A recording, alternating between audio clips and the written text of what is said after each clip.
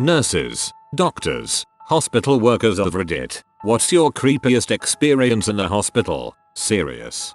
So I'm not a doctor, but my dad is, and I sometimes go with him to different hospitals that he works at. There's one in particular that stands out, though. This hospital used to basically be a death camp for people that got tuberculosis. They'd send them there for fresh air to heal them and they'd die because there wasn't any real cure. Very many people died this way in the hospital, and the building in general is old and creepy looking. When he sees patients, I hang out with the nurses' PAs, and they often tell me ghost stories. Because of working there, a lot of the staff has gotten into things like Ouija boards, recorders, ghost tours, etc. too, so that's also cool, and I've heard some of their recordings and such. Here are some of the stories I've heard. Until last year, there was an old elevator that was known for sometimes stopping you on either the second or fourth floor before taking you where you actually wanted to go. This wouldn't be a big deal normally, but this hospital is strangely laid out. It's a 4-story building,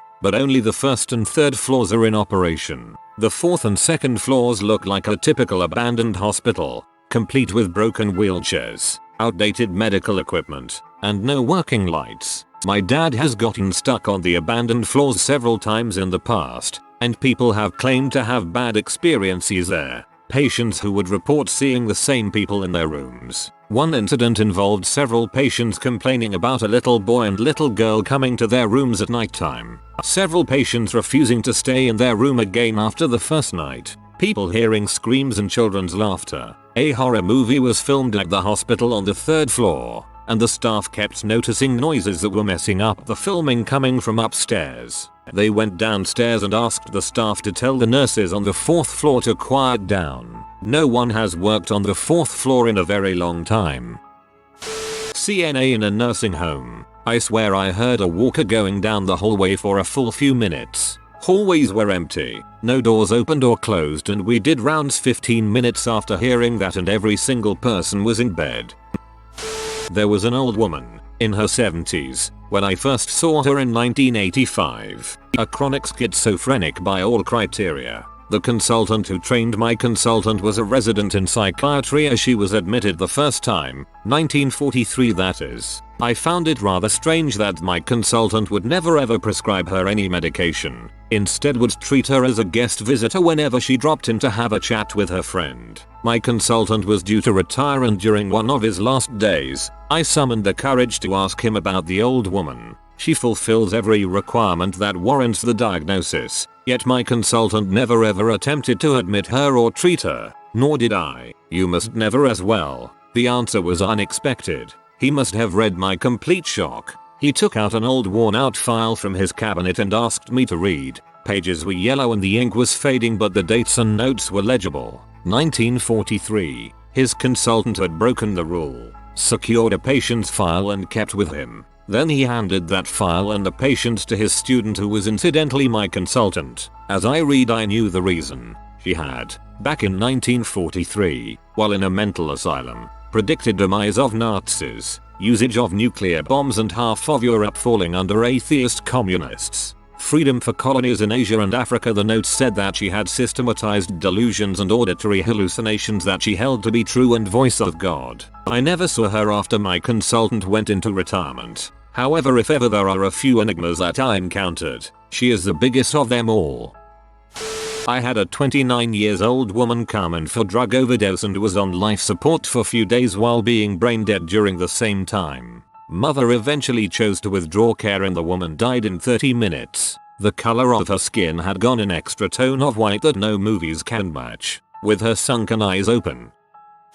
Security here. In the Cancer Institute for one of my hospital plazas, you can always feel someone watching you, or if you're standing in the parking lot you can watch TVs go on and off, or if you're extremely unlucky you can see a figure standing in the window then vanish. I always thought security is one of the worst jobs for dealing with paranormal stuff. You're usually all by yourself.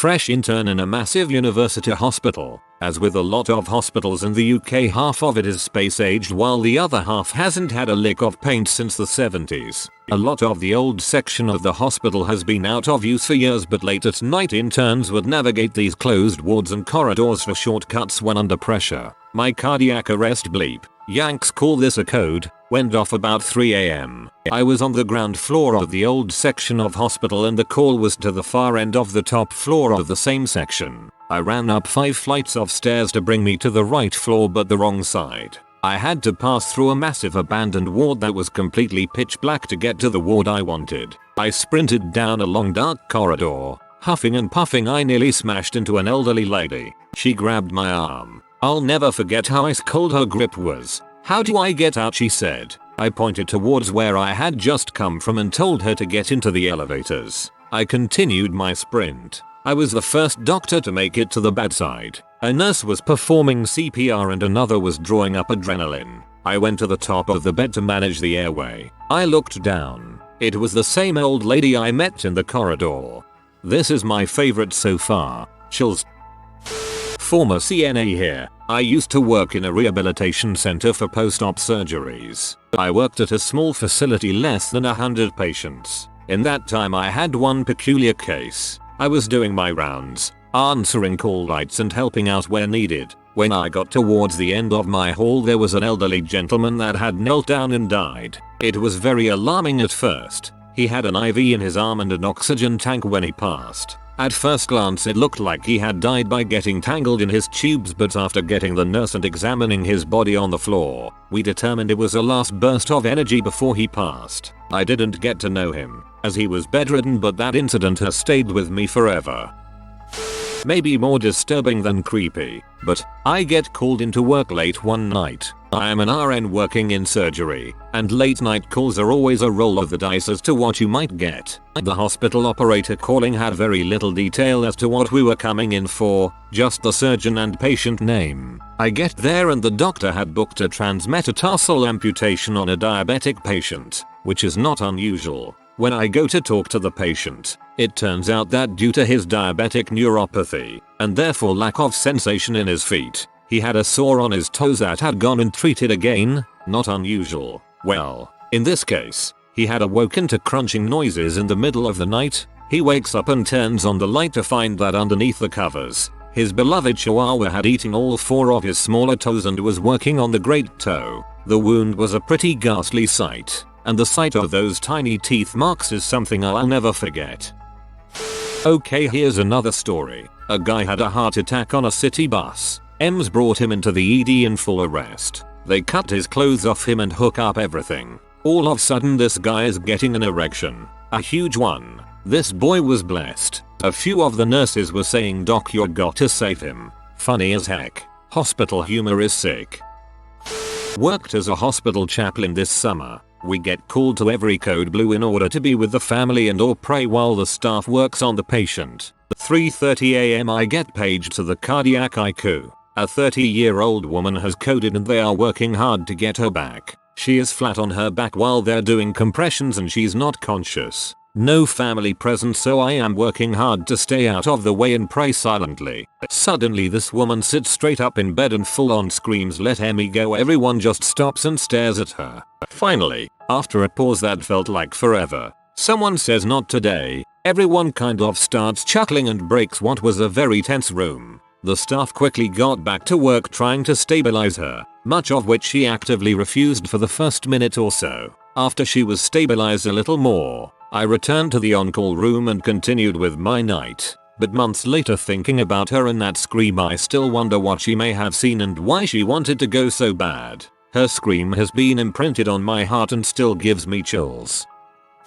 I used to work patient transport. I got a call to take a body from ICU to the morgue. Nothing crazy. I got to the ICU and because it was shift change, a large group of nurses were circled around the nursing station. There were 2 doctors there as well. I went up to the group to say I was ready. That was when I felt an incredible wave of dread. I saw that they were creeped out, nurses and doctors alike. One doctor asked, "What was the temperature?" 101.5, replied a nurse. "When did he expire?" "Over 3 hours ago." Family requested additional time. Bodies are usually only allowed to stay 2 hours on the floor before going to the morgue. The whole group, with me trailing, walked to the patient's bedside. The doctor placed his hand on the patient's stomach. The immediate shock that came across his face was terrifying. The patient was burning up. After 3 hours, they should be cold. He said there was no medical explanation. He is an esteemed IQ doctor with years of experience, so I trust him. I took that body down, and while in the elevator, I thought of zombies. I have never been so scared. But while waiting, I knew that I had to touch his stomach or else I would never forgive myself. I had to be a tangential part of this medical anomaly. Through a pair of gloves, a body bag, and 2 sheets, I touched his stomach and felt the radiating heat. I worked IT help desk in a hospital for 3 years, which meant working a late shift 1 week out of every 6. The first time I ever did this, most people went home between 5-6 and it was dead quiet by 7. Later in the evening I started hearing doors and windows opening and closing in the building's other wings. This went on until I left at 1 AM. Windows opening then immediately closing. Doors opening at both ends of a long hallway simultaneously. It just went on and on all night. I commented to my manager the next day that the security guards took an awfully long time to do their rounds of the building and check all the windows were locked. It went on for hours by my watch. He gave me a funny look and told me that there was no security in our building after hours. I'd been the only living soul in there. It's worth noting that the building had originally been a nun's dormitory, and when they moved out it was converted into a morgue before getting its final makeover and becoming an office block. Same thing happened every time I pulled a late shift. I heard these noises all night but never saw anything disturbing, so I decided in the end that it simply wasn't a problem. However, leaving the building meant turning all the lights off then walking 30 meters in the dark to the main door. I hated that part of going home. I studied recreational therapy in college and we had to shadow many different hospitals. One of the ones we had to shadow was an old state psychiatric facility, which is rumored to be haunted. Since it was so far, they offered to let us stay in the dorms they have for their interns. My friend and I were the last to get there out of all our class. The campus was huge, so when we arrived, we got out where we thought we were supposed to go. As we approached the building, we heard a god-awful scream. I screamed, followed by maniacal laughter. I thought it was our professor fellow classmates playing a joke on us. We finally found where they were and we told them that they got us good. They told us it wasn't them. I was terrified to sleep there that night. I work in palliative. Most deaths I've seen have been more or less peaceful, though the ones that are not stick with you. One guy was silently screaming through his last few hours of life. Another guy, who up until this point had been unresponsive, reached up and grabbed me when we attempted to lower his bed to turn him. One time while doing post-mortem care I walked into the room and thought that's weird. How come nobody has closed his eyes yet? He had that movie perfect dead look, with pale blue staring eyes and slack jaw and greyish, waxy skin. I closed his eyes and started the care, and when I looked again those eyes, still staring at me, were slowly opening, one slightly slower than the other. He groaned when we turned him to wash his back and his hand managed to clamp onto the bed rail and we had to pry it off. When we finally got him onto his back again, there was a foul smelling, oily black, viscous liquid on the pillowcase. I cleaned his mouth again thinking it must have come from there, but his mouth and nose were clean. The best I could figure the stuff had come from his eye. I couldn't wait to get that bag zipped up.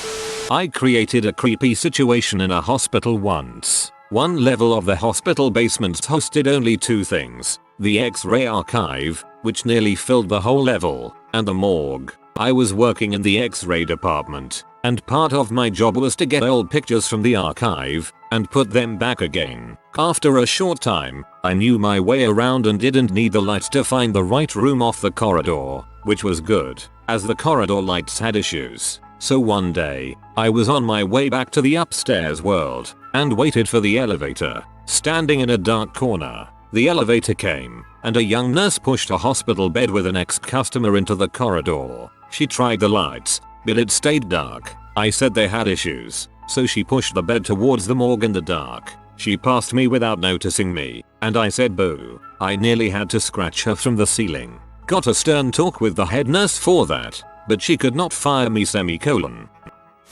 Working overnight in a nursing home, the call bell kept turning on in an empty room. Wasn't the staff because there were only 4 of scheduled, and we were all at the nurse's station. I don't believe in the supernatural, but it was weird.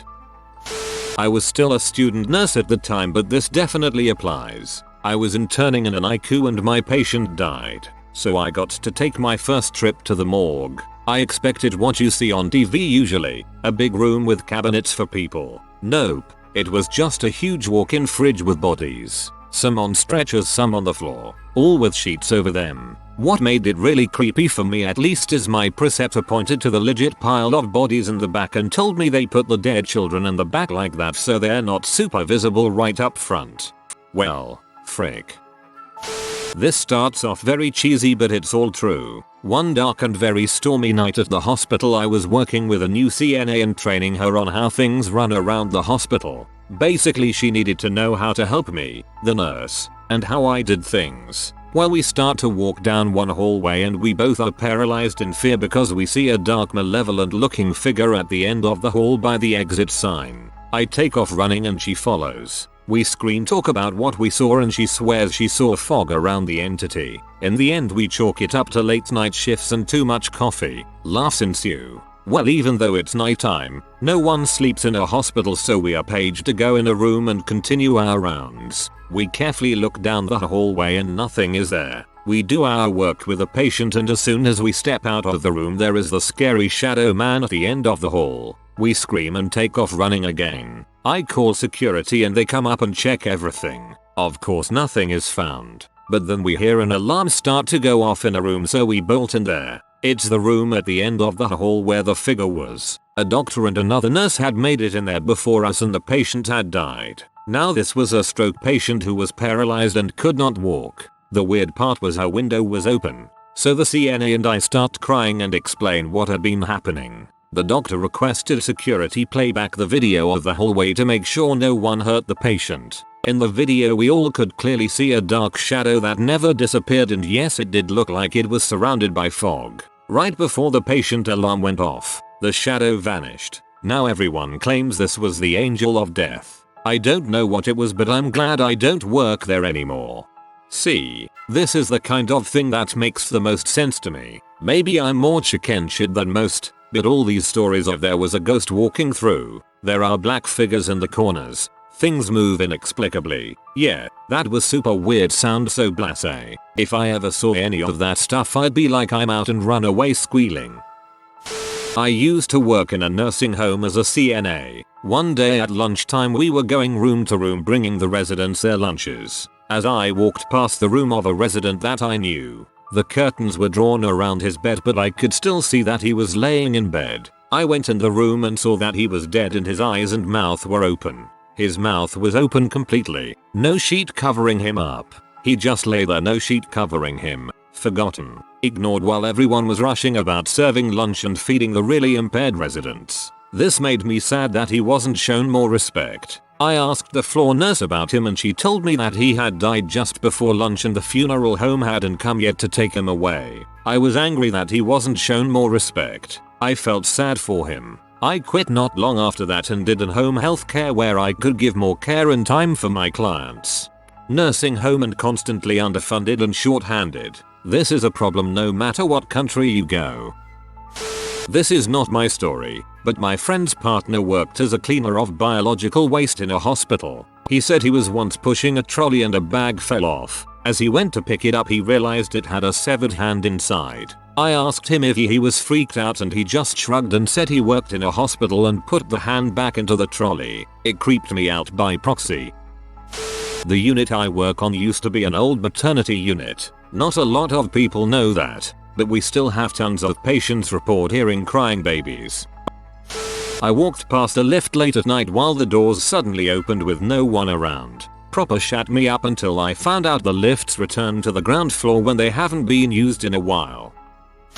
Had a patient record a video of me without my permission and post it on YouTube claiming that I was his new radio web show co-host. When he is discharged from the hospital, He then proceeds to stalk me, waiting for me in the cafe, and by leaving notes on the floor I worked on, asking me to call the number he wrote on the paper so we can meet for the show. Weeks pass and a fellow co-worker saw him waiting for me in the cafe, so she reported him and security escorted him away and I had to file a report. Co-workers looked up the video on YouTube. Still there. Creepy comments from his supporters of his web show radio series comment about me and how they need to see more of me.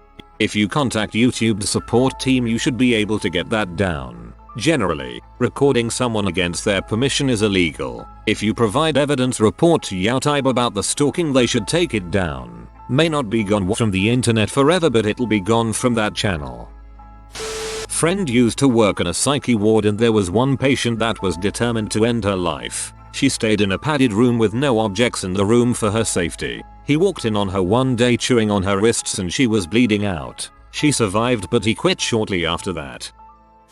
I guess for me it is death itself. At the beginning of the day you're talking to this patient and interviewing them to make sure they know what is being done and identifying them to make sure we have the right patient. You make small talk and joke a little before heading into the room. They always have family waiting and we give updates throughout the surgery. It's hard to explain. One moment they're here and the next you're doing chest compressions to keep their body perfused. They stare off towards the ceiling, their lifeless eyes. I'm trying to get some sort of pulse or shockable rhythm back. My compressions are consistent. I have a good pace and they are deep. I can only go for 2 or 3 minutes. I let someone else take over. Their compressions are nearly as good, and I'm out of breath. I'm starting to sweat too. I hop back in. She keeps getting more and more pale. Why won't the doctor call it? I'm getting tired again. Whoever this person was has merged with the infinite. The same lifeless eyes are fixed on the ceiling. I'm sorry.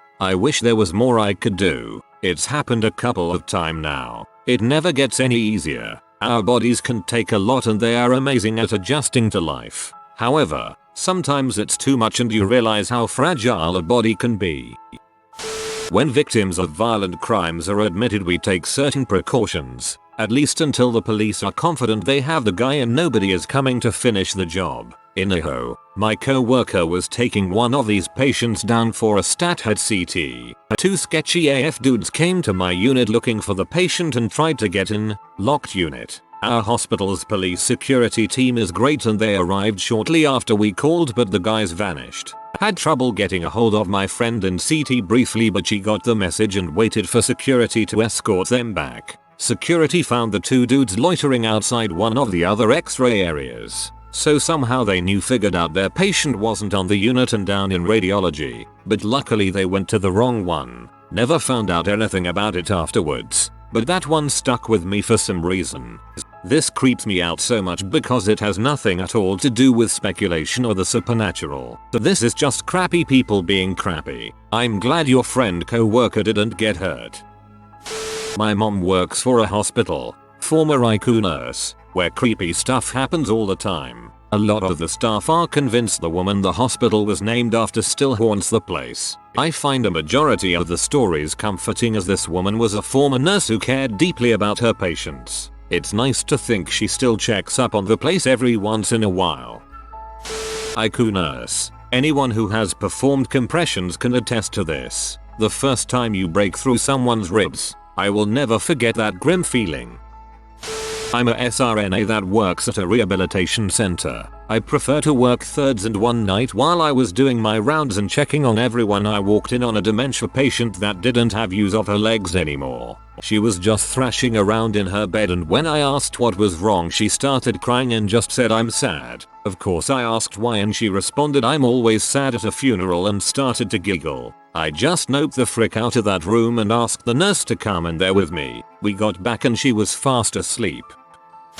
Dead bodies can moan, groan, and fart as gas escapes them. It's a little creepy when you're working on a corpse and all of a sudden they let out an enormous groan.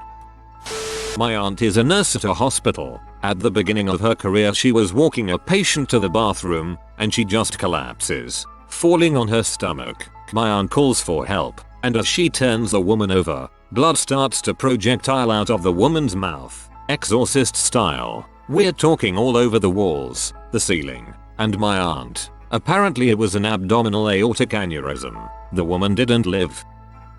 The creepiest feeling I have is when an ED patient comes in for a psych eval and looks through your soul. Usually they're having psychosis related to drugs, schizophrenia, or bipolar. They literally talk through you to someone standing behind you, like you don't even exist, and in reality the person behind you doesn't exist. It's even worse if they're speaking in gibberish. A lot of times it sounds like a foreign language almost. Nothing makes sense. And yet their eyes are screaming for help. It really makes you thankful for your sanity and realize how fragile sanity really can be. I used to work in a hospital. In the switchboard every so often I would get a night shift. During the working week, 8 AM to 8 PM we worked with others, between 3 to 4 members of staff, but outside those times, weekends, evenings, nights and early mornings we were on our own. Of course sometimes it was busy, but from about 10 PM to about 6 AM it was steady but quiet. I wasn't actually scheduled to work nights, 10 PM to 6 AM. However, due to chronic staff shortages I often ended up doing a few every month or so. Blame those who keep underfunding the NHS. That night it was busy, then a little lull. I had a 333 crash call alert at about 11:10 PM. Moncton Ward, Children's Ward, Pediatrician Registrar, Surgical Registrar and Trauma Team, urgent. I put the call out, and hear feet run past the door. Doctors mess right next to our office. Then get on with the rest of my calls. Normal sort of traffic. A&E. Patients' relatives calling the wards to check up on them. Nothing really out of the ordinary. Then it calms down for about 10 minutes. I am sort of watching the telly, but not really. To be honest, I was wishing I didn't have to work tonight, then be back in tomorrow for a late shift, 2 PM to 10 PM. However, that is how things go sometimes. Then, as I am gazing out the window I get a shock. Although at the time it didn't shock me, I just opened my eyes a little wider and oh dear lord. This was Christmas Eve, about 11:30 PM, and I swear I saw what looked like a classic angel pass the window in our switchboard. Our switchboard was on the first floor. She sorted floated upwards past the window, and holding her hand was a little girl. Later that night the surgeon popped into the office to get the batteries changed on his bleeper. I asked him if he was okay, and he said it had been a really tough night. I gathered the earlier crash call didn't go well. He wouldn't have told me any real information, so I didn't ask, but he was definitely upset about something. I have never, ever told anyone what I saw, even though I believe in a higher power. I know others don't. M26. When the 95-year-old female patient says if I were a little younger I would have you faster than butter falls off a hot spoon. I used to work in the same hospital that Jimmy Savile did his bad things in. I also had access to the very same mortuaries and quite often had to go at night. Thankfully, since the Savile saga, no member of staff can be in there without another present. They also have a camera that takes a picture every time the doors are opened. I volunteered at a nursing home a few days a week. Got close to the maintenance and security guys. There was security footage of a little girl walking down the hallway in the basement then entering the break room. The video was from around 1-2 AM. There was no way a girl who was around 10 could have been there. They would also find candy from the vending machine all over the floor with no one having to be in the room. I had an 8-year-old patient, calm as all heck, tell me something was telling her to kill her neighborhood girl. She then went on to tell me she liked fire trucks, she had a dog, and she couldn't beat the game on her mom's phone, all in the same tone. Creepy like the patient who kept eating himself. Creepy like the patient who had lice to such an extent you could see his scalp moving. Creepy like the ghost playing the piano. Or creepy like the demented patients we keep alive for no reason. Go on. A tad creepy. I used to work on an oncology ward at a hospital. Informed patient we needed to apply barrier cream, used to reduce friction from sheets on skin, to her flank. Patient replies, oh yeah, you can bury my cream. Patient was an 89-year-old woman with stage 4 colon cancer. I couldn't really blame her for still trying to get some action given the prognosis. Work at a psych hospital. This young male patient is admitted to our unit for acute psychosis. He thinks he's Jehovah's son. In his room his mattress is on the floor and all the furniture is turned upside down. He doesn't want us to change it as he says he set up his room that way for a reason. Every time I do my checks I see him squatting in the corner, in the dark. All I see are his two beady eyes glaring back at me. Creepy crap.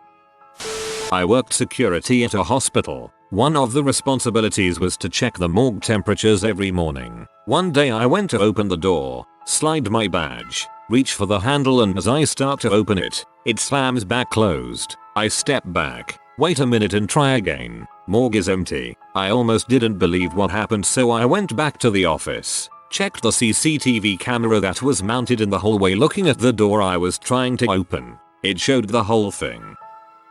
One time we had a deaf, blind, and tongueless, she had to bite it off, girl who was in because somehow she got close enough to a kitchen knife to attempt to do herself in. The sounds she made echoed through the hospital. She sounded like she just wanted to die, but she failed and it just piled up into her self-misery. Beyond the most terrifying experience in my life, period. This will get buried, but I've been waiting for the opportunity to tell this story. Started working as a CNA at an LTAC hospital about 3 years ago. For those who don't know, CNA is a nurse's assistant. I do it for the experience, but essentially it's a glorified janitor that gets to take vitals. Anyways, we had an older patient that stayed in what the staff would refer to as the quieter hall of rooms. She had been with us for about 2 weeks at this point. She didn't talk, but was capable as far as I knew. One day I go in to take her vitals, about 6 AM right as my shift started. I expected her to be asleep, but as soon as I walked in I heard murmuring. I went to put the blood pressure cuff on her arm without disturbing her. As I got closer I could begin to hear what she was saying. It was the Mother Mary full of grace prayer the Catholics do. She turned and looked at me, and kept repeating it without really acknowledging me. I got out of there as fast as I could, and didn't see her again that day. I came back to work 2 days later and she had died. If you are new to the channel, you can subscribe. I publish new videos every day. Until then, check another video.